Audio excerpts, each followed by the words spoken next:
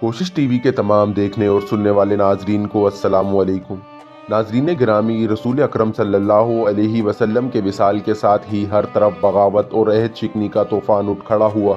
ایک طوفان صحابہ اکرام رضی اللہ تعالیٰ عنہ کے اپنے ہاں اٹھا۔ یہ خلیفہ اول کے انتخاب کا مسئلہ تھا۔ خلافت کے امیدواروں نے اپنا اپنا حق جتایا اور کھچاؤ سا بھی پیدا ہو گیا۔ ابو بکر رضی اللہ تعالیٰ عنہ نے آخر یہ فیصلہ حضرت عمر رضی اللہ تعالیٰ عنہ اور ابو عبیدہ رضی اللہ تعالیٰ عنہ پر چھوڑا اور کہا کہ یہ دونوں جسے پسند کریں اسے سب خلیفہ مان لیں۔ آپ مہاجرین میں سب سے افضل ہیں۔ عمر رضی اللہ تعالیٰ عنہ اور ابو عبیدہ رضی اللہ تعالیٰ عنہ نے آپس میں بات کر کے فیصلہ ابو بکر رضی اللہ تعالیٰ عنہ کے حق میں دیا اور ان سے کہا، غار میں آپ رسول اکرم صلی اللہ علیہ وسلم کے رفیق اور نماز پڑھانے میں ان کے قائم مقام رہے ہیں۔ دین کے احکام میں نماز سب سے افضل ہے۔ ہمیں ایسا کوئی شخص نظر نہیں آتا جو آپ سے برتر ہو۔ بلا شک آپ خلافت کے حقدار ہیں۔ سب سے پہلے عمر رضی اللہ تعالیٰ عنہ نے آگے بڑھ کر ابو بکر رضی اللہ تعالیٰ عنہ کے ہاتھ پر بیعت کی۔ اس کے بعد ابو عبیدہ رضی اللہ تعالیٰ عنہ اور ان کے بعد بشیر بن سعد رضی اللہ تعالیٰ عنہ نے بیعت کی۔ جب اعلان عام ہوا کہ خلیفہ اول ابو بکر رضی اللہ تعالیٰ عنہ ہوں گے تو لوگ بیعت کے لیے دوڑے آئے۔ مسجد نبوی میں بیعت عام ہوئی۔ ابو بکر رضی اللہ تعالیٰ عنہ نے پہلا خطبہ خلافت دیا۔ لوگوں، خدا کی قسم میں نے خلافت کی خواہش کبھی نہیں کی تھی، نہ کبھی دل میں نہ کبھی ظاہری طور پر۔ اس کے لیے اللہ سے دعا کی تھی، لیکن اس ڈر سے یہ بوجھ اپنے ناتواں کندھوں پر اٹھا لیا کہ اختلاف جھگڑے کی صورت اختیار نہ کر جائے، ورنہ خلافت اور امارت میں مجھے کوئی راحت نظر نہیں آتی۔ ایک بوجھ مجھ پر ڈال دیا گیا ہے جسے اٹھانے کی طاقت مجھ میں کم ہے۔ اللہ کی مدد کے بغیر میں اس بوجھ کو اٹھا نہیں سکوں گا۔ مجھے تم نے اپنا امیر بنایا ہے۔ میں تم سے بہتر اور برتر تو نہ تھا۔ اگر میں کوئی اچھا کام کروں تو میری مدد کرو، کوئی غلطی کر گزروں تو مجھے روک دو۔ تم میں سے جو کمزور ہے میں اسے طاقتور سمجھتا ہوں، میں اسے اس کا حق دلاؤں گا۔ تم میں سے جو طاقتور ہے اسے میں کمزور سمجھوں گا اور اسے اس حق سے محروم کر دوں گا جس کا وہ حقدار نہیں۔ میں جب تک اللہ اور رسول صلی اللہ علیہ وسلم کی اطاعت کروں تم بھی میری اطاعت کرو، اگر میں انحراف کروں تو تم میرا ساتھ چھوڑ دینا۔ خلیفہ اول ابو بکر رضی اللہ تعالیٰ عنہ نے سب سے پہلا یہ حکم دے کر کہ اسامہ رضی اللہ تعالیٰ عنہ کا لشکر رومیوں کے خلاف جائے گا، سب کو چونکا دیا۔ یہ موقع کسی اور جنگی مہم کے لیے موزوں نہ تھا۔ رومیوں پر حملہ بہت بڑی جنگ تھی جس میں مسلمانوں کی پوری جنگی طاقت کی ضرورت تھی، لیکن دوسری طرف یہ صورت پیدا ہو گئی تھی کہ بیشتر قبیلوں نے نہ صرف بغاوت کر دی تھی بلکہ بعض نے مدینے پر حملہ کے لیے متحد ہونا شروع کر دیا تھا۔ یہودی اور نصرانی خاص طور پر مدینہ کے خلاف سرگرم ہو گئے۔ اس کے علاوہ جھوٹے پیغمبروں نے الگ محاذ بنا لیے تھے۔ طلحہ اور خصوصاً مسلمہ کذاب تو جنگی طاقت بن گئے تھے۔ اسلام بہت بڑے خطرے میں آ گیا تھا۔ ابو بکر رضی اللہ تعالیٰ عنہ کے حکم کا پس منظر یہ تھا کہ تبوک اور موتا کے مارکوں کے بعد رسول اکرم صلی اللہ علیہ وسلم نے یہ ضروری سمجھا تھا کہ رومیوں پر حملہ کر کے ان کا دم خم توڑا جائے۔ تبوک اور موتا کے مارکوں میں تو یہ کامیابی حاصل کی گئی تھی کہ ان قبیلوں کو مطیع کر لیا گیا تھا جن کا خطرہ تھا کہ وہ رومیوں کے ساتھ اتحاد کر لیں گے۔ اب رومیوں کو ختم کرنا ضروری تھا۔ یہ فیصلہ ملک گیری کی خاطر نہیں بلکہ نظریاتی دفاع کے لیے کیا گیا تھا۔ یہودی اور نصرانی اسلام کے خلاف رومیوں کے کیمپ میں چلے گئے تھے۔ رسول اللہ صلی اللہ علیہ وسلم نے رومیوں پر حملے کے لیے ایک لشکر تیار کیا تھا جس میں مہاجرین اور انصار کے سرکردہ افراد بھی شامل تھے۔ اس لشکر کے سپہ سالار زید بن حارثہ رضی اللہ تعالیٰ عنہ کے بیٹے اسامہ رضی اللہ تعالیٰ عنہ تھے۔ ان کی عمر بامشکل 20 سال تھی۔ مورخوں نے لکھا ہے کہ اسامہ رضی اللہ تعالیٰ عنہ کو رسول اکرم صلی اللہ علیہ وسلم نے اس لیے سپہ سالار مقرر کیا تھا کہ نوجوانوں میں قیادت کا شوق پیدا ہو اور وہ اپنے آپ میں اسامہ رضی اللہ تعالیٰ عنہ جیسی صلاحیتیں پیدا کرنے کی کوشش کریں۔ اسامہ رضی اللہ تعالیٰ عنہ کو رسول اکرم صلی اللہ علیہ وسلم ویسے بھی بہت چاہتے تھے۔ اسامہ رضی اللہ تعالیٰ عنہ کے والد زید بن حارثہ رضی اللہ تعالیٰ عنہ جنگ موتا میں شہید ہو گئے تھے۔ اسامہ رضی اللہ تعالیٰ عنہ میں لڑکپن ہی میں عسکری صلاحیتیں اور شجاعت پیدا ہو گئی تھی۔ جنگ احد کے وقت اسامہ رضی اللہ تعالیٰ عنہ بچے تھے، اس لیے اس جنگ میں شریک نہ ہو سکے، لیکن اسلامی لشکر مدینے سے روانہ ہوا تو اسامہ رضی اللہ تعالیٰ عنہ رستے میں کہیں چھپ کر بیٹھ گئے۔ جب لشکر ان کے قریب سے گزرا تو وہ لشکر میں شامل ہو گئے۔ ان کی مراد پھر بھی پوری نہ ہوئی۔ انہیں میدان جنگ میں دیکھ لیا گیا اور واپس بھیج دیا گیا۔ البتہ حنین کی جنگ میں انہوں نے سب کو دکھا دیا کہ شجاعت کیا ہوتی ہے۔ جب رسول اللہ صلی اللہ علیہ وسلم نے اسامہ کو رومیوں پر حملہ کرنے والے لشکر کی سپہ سالاری سونپی تو بعض لوگوں نے اعتراض کیا تھا کہ جس لشکر میں ابو بکر رضی اللہ تعالیٰ عنہ اور عمر رضی اللہ تعالیٰ عنہ جیسے اعلیٰ حیثیت اور تجربے کے بزرگ شامل ہیں، اس لشکر کی سپہ سالاری کل کے بچے کو دینا مناسب نہیں۔ یہ اعتراض رسول اللہ صلی اللہ علیہ وسلم تک اس وقت پہنچا جب آپ صلی اللہ علیہ وآلہ وسلم زندگی کے آخری بخار میں مبتلا تھے۔ آپ صلی اللہ علیہ وسلم میں بولنے کی بھی سخت نہیں تھی۔ آپ صلی اللہ علیہ وسلم نے بخار سے ذرا نجات حاصل کرنے کے لیے اپنی ازواج سے کہا کہ آپ صلی اللہ علیہ وسلم کو غسل کرائیں۔ آپ صلی اللہ علیہ وسلم پر پانی کے ساتھ مشکیزیں ڈالے گئے، اس سے بخار خاصا کم ہو گیا۔ نقاہت زیادہ تھی، پھر بھی آپ صلی اللہ علیہ وسلم مسجد میں چلے گئے جہاں بہت سے لوگ موجود تھے جن میں اعتراض کرنے والے سرکردہ افراد بھی تھے۔ اے لوگو، رسول اللہ صلی اللہ علیہ وسلم نے فرمایا، اسامہ رضی اللہ تعالیٰ عنہ کے لشکر کو کوچ کرنے دو۔ تم نے اس کی سپہ سالاری پر اعتراض کیا ہے، تم نے اس کے باپ کی سپہ سالاری پر بھی اعتراض کیا تھا۔ میں اسامہ رضی اللہ تعالیٰ عنہ کو اس منصب کے قابل سمجھتا ہوں، اس کے باپ کو بھی میں نے اس منصب کے قابل سمجھا تھا، اور تم نے دیکھا کہ میں نے سپہ سالاری اسے سونپ کر غلطی نہیں کی تھی۔ اعتراض ختم ہو گیا اور رومیوں کے خلاف لشکر کوچ کر گیا، لیکن جرف کے مقام پر پہنچا تو اطلاع ملی کہ رسول کریم صلی اللہ علیہ وسلم کی بیماری تشویشناک صورت اختیار کر گئی ہے۔ اسامہ رضی اللہ تعالیٰ عنہ میں نوجوانی میں ہی بزرگی جیسی دور اندیشی پیدا ہو گئی تھی۔ انہوں نے لشکر کو جرف کے مقام پر روک لیا اور خود رسول اللہ صلی اللہ علیہ وسلم کو دیکھنے مدینے آئے۔ ایک تحریر میں اسامہ رضی اللہ عنہ کا بیان ان الفاظ میں ملتا ہے: اطلاع ملی کہ رسول اللہ صلی اللہ علیہ وسلم کی حالت بگڑ گئی ہے تو میں اپنے چند ایک ساتھیوں کے ساتھ مدینہ آیا۔ ہم سیدھے رسول اللہ صلی اللہ علیہ وسلم کے حضور گئے۔ آپ صلی اللہ علیہ وسلم پر نقاہت طاری تھی، اتنی کہ یہ بول بھی نہ سکتے تھے۔ آپ نے 2-3 بار ہاتھ اٹھا کر آسمان کی طرف کیے اور ہر بار ہاتھ میرے اوپر رکھ دیے۔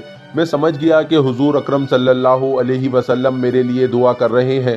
دوسرے روز اسامہ رضی اللہ عنہ پھر آپ صلی اللہ علیہ وسلم کے حضور گئے اور کہا: یا رسول اللہ صلی اللہ علیہ وسلم، لشکر جرف میں میرا منتظر ہے، اجازت فرمائیے۔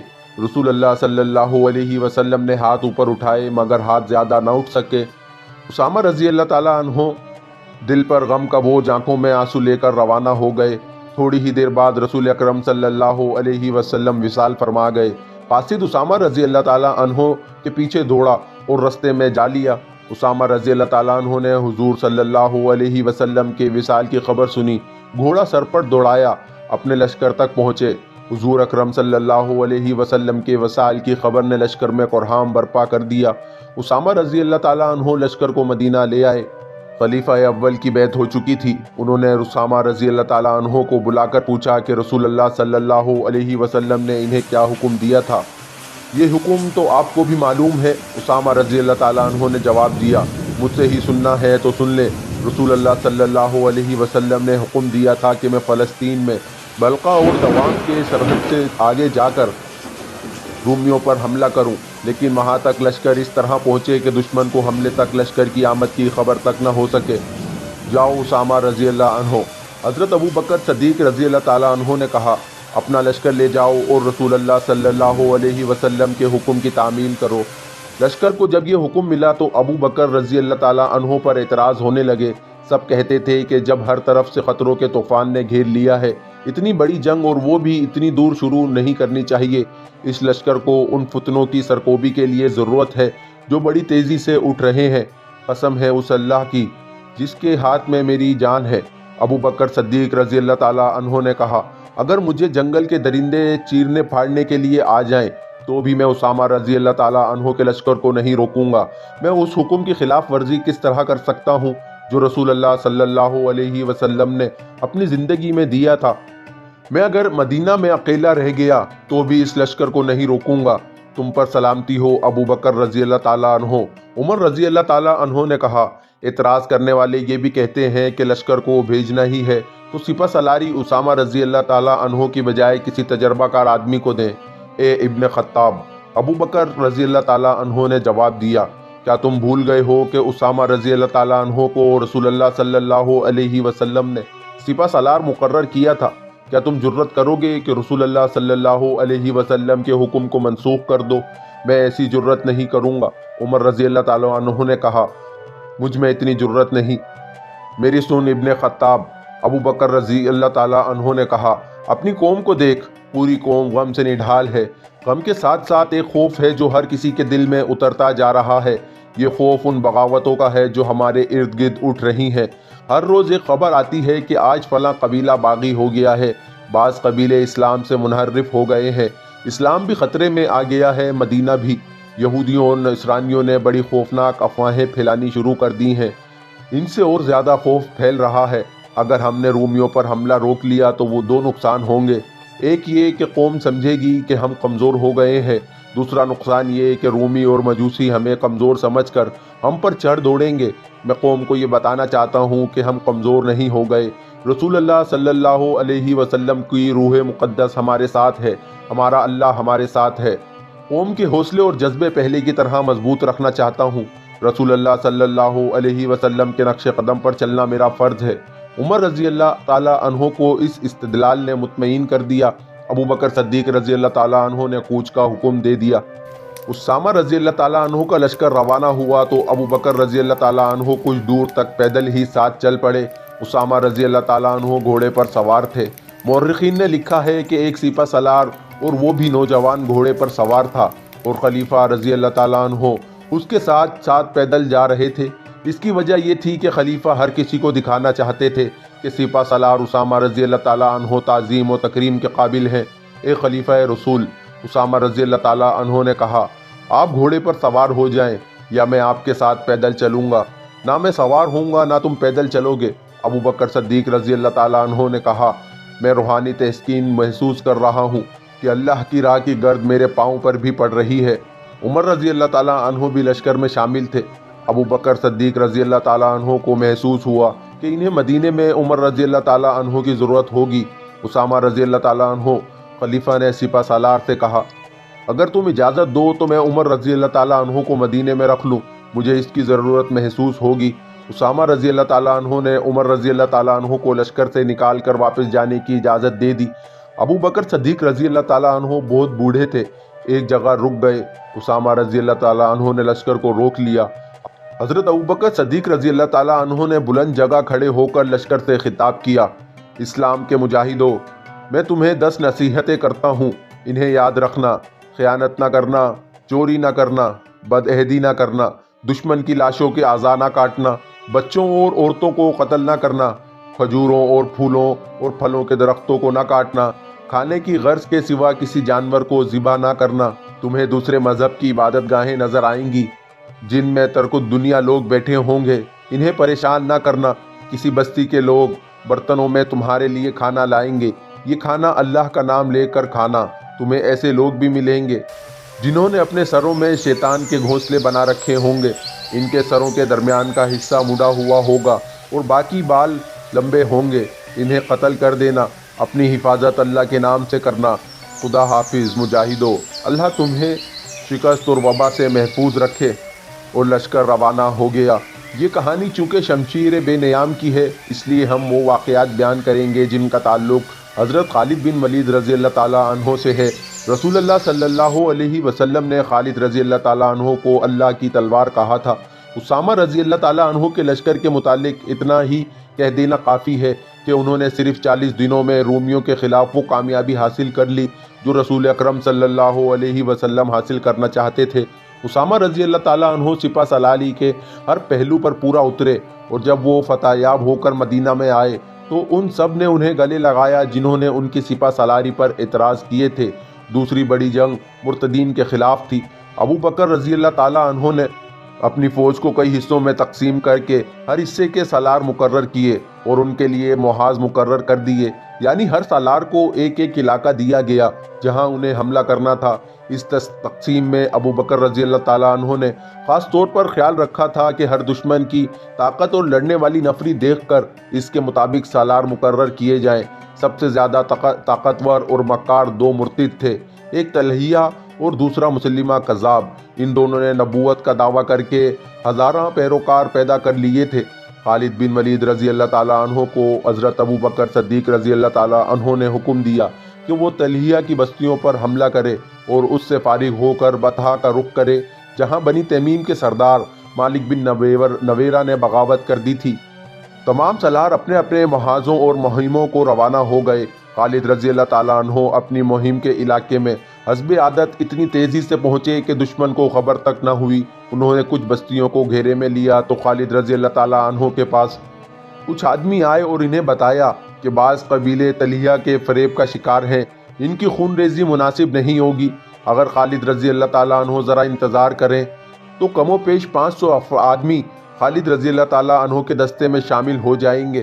खालिद रज़ी अल्लाह ताला अन्हो ने इंतज़ार किया और ये आदमी कबीला तई के 500 आदमी ले आए जो तलहिया के कबीले और इसके ज़ेर असर कबीलों के ख़िलाफ़ लड़ने पर आमादा थे। वो मुसल्लह होकर आए थे। इसी तरह कबीला जदीला भी खालिद रज़ी अल्लाह ताला अन्हो के साथ मिल गया। तलहिया को पता चला तो बहुत घबराया, लेकिन एक शख्स ऊनिया उसके साथ था। वो बनी फराजा का सरदार था। उसके दिल में मदीना वालों के ख़िलाफ़ इतना उनाद भरा हुआ था कि उसने ऐलान कर दिया था कि वो मदीना वालों की हुकूमत को किसी कीमत पर तस्लीम नहीं कर सकता। ग़ज़वा अहज़ाब में जिन 3 लश्करों ने मदीना पर हमला करने का मंसूबा बनाया था, इनमें से एक लश्कर का सलार यही शख्स था। रसूल अकरम सल्लल्लाहु अलैहि वसल्लम ने अपने इस उसूल के मुताबिक कि दुश्मन को तैयारी की हालत में पकड़ो, मदीना से निकलकर इन तीनों लश्करों पर हमला कर दिया था। सबसे ज़्यादा नुकसान इनिया के लश्कर को उठाना पड़ा था। इसने मजबूर होकर इस्लाम कबूल कर लिया था, लेकिन इस्लाम के ख़िलाफ़ सरगर्म था। खालिद रज़ी अल्लाह ताला अन्हु को पता चला कि तलहिया के साथ इनिया है, तो उन्होंने अहद किया कि इन दोनों को नहीं बख्शेंगे। खालिद रज़ी अल्लाह ताला अन्हु ने पेश कदमी से पहले अपने 2 आदमियों को लश्कर से आगे भेज दिया कि वो दुश्मन की नक़्ल हरकत या कोई और बात देखें जो लश्कर की पेश कदमी के काम आ सके तो पीछे इतला दे।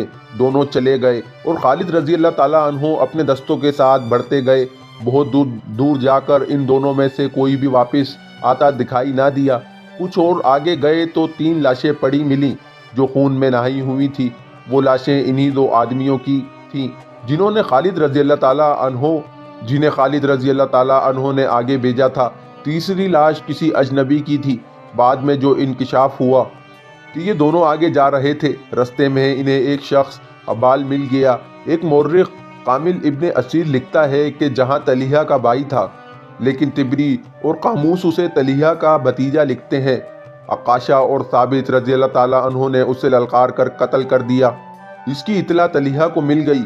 वो अपने भाई को साथ लेकर आया और अकाशा और साबित अभी और आगे जा रहे थे। तलहिया और उसके भाई ने घात लगाई और दोनों को मुकाबले की मोहलत दिए बगैर कत्ल कर दिया। खालिद रज़ी अल्लाह ताला अन्हु आग बगोला हो गए और तलहिया की बस्तियों पर जा धमके। आइनिया तलहिया की फ़ौज की कमान कर रहा था और तलहिया एक खेमे में नबी बना बैठा था। आइनिया ने मुसलमानों का कहर और गज़ब देखा तो अपने लश्कर को लड़ता छोड़कर तलहिया के पास गया। वो तलहिया को सच्चा नबी मानता था। या नबी, आइनिया ने तलहिया से पूछा, मुश्किल का वक्त आन पड़ा है, जिब्राइल कोई वही लाए हैं? अभी नहीं। तलहिया ने कहा, तुम लड़ाई जारी रखो। आइनिया दौड़ता गया और लड़ाई में शामिल हो गया। मुसलमानों का कहर और बढ़ गया था। खालिद रज़ी अल्लाह ताला अन्हु की चाल झूठे नबी के लश्कर के पांव उखाड़ रही थी। आइनिया एक बार फिर तलहिया के पास गया। या नबी, उसने तलहिया से पूछा, कोई नई वही नाजिल हुई? अभी नहीं। तलहिया ने कहा, तुम लड़ाई जारी रखो, वही कब नाजिल होगी? आइनिया ने झुंझला कर पूछा, तुम कहा करते हो कि मुश्किल के वक्त नहीं वही नाजिल होती है। खुदा तक मेरी दुआ पहुंच गई है। तलहिया ने कहा, वही का इंतज़ार है। आइनिया अपने लश्कर में चला गया, मगर अब उसका लश्कर खालिद रज़ी अल्लाह ताला अन्हु के घेरे में आ गया था। आइनिया घबराहट के आलम में एक बार फिर तलहिया के पास गया और उसे अपने लश्कर की कैफियत बताकर पूछी कि वही नाजिल हुई या नहीं। हाँ, तलहिया ने जवाब दिया, वही नाजिल हो चुकी है। क्या ये कि तलहिया ने जवाब दिया, मुसलमान भी जंग लड़ रहे हैं, तुम भी जंग लड़ रहे हो, तुम इस वक्त को कभी ना भूल सकोगे। आइनिया को कुछ और तवक्का थी, लेकिन तलहिया ने उसे मायूस कर दिया। उसे ये भी पता चल गया कि तलहिया झूठ बोल रहा है, लाजिम ऐसा ही होगा। आइनिया ने गुस्से से कहा, वो वक्त जल्दी आ रहा है जिसे तुम सारी उम्र नहीं भूल सकोगे। आइनिया दौड़ता हुआ बाहर आ गया और चिल्ला चिल्ला कर अपने कबीले से कहने लगा, ए बनु फराजा, तलहिया कज़्ज़ाब है, झूठे नबी के पीछे जाने मत गवाओ, भागो, अपनी जाने बचाओ। बनु फराजा तो भाग उठे। طلحہ کو اپنے قبیلے کے لڑنے والے لوگ طلحہ کے خیمے کے ارد گرد جمع ہو گئے۔ خالد رضی اللہ تعالیٰ عنہ تماشا دیکھنے لگے۔ طلحہ کے خیمے کے ساتھ ایک گھوڑا اور ایک اونٹ تیار کھڑے تھے۔ قبیلہ طلحہ سے پوچھ رہا تھا کہ اب کیا حکم ہے۔ طلحہ کی بیوی جس کا نام نوار تھا اس کے ساتھ تھی۔ طلحہ گھوڑے پر سوار ہو گیا اور اس کی بیوی اونٹ پر چڑھ بیٹھی۔ لوگوں، طلحہ نے اپنے قبیلے سے کہا، میری طرح جس کے پاس بھاگنے کا انتظام ہے وہ اپنی بیوی بچوں کو لے کر بھاگ جائے۔ اس طرح اس قذاب کا فتنہ ختم ہو گیا۔ عمر رضی اللہ تعالیٰ عنہ کے دور خلافت میں طلحہ نے ان کے ہاتھ پر بیعت کی۔